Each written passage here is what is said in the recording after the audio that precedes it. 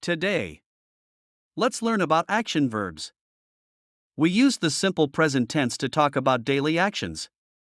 The formula, subject, plus, verb, plus, object. Let's look at some examples. Run. I run in the park. Eat. I eat noodles.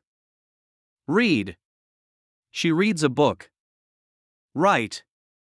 He writes a diary. Use. I use my phone. Dance. They dance at the party. Sing. He sings a song. Listen. She listens to music. Swim. He swims in the pool. Let's practice. What does the bear do? The bear eats grapes.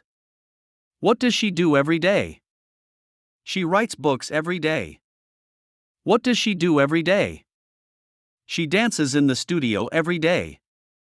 Great job! Keep practicing.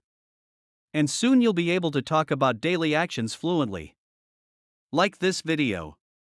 Comment below. Download the worksheet. And subscribe for more lessons.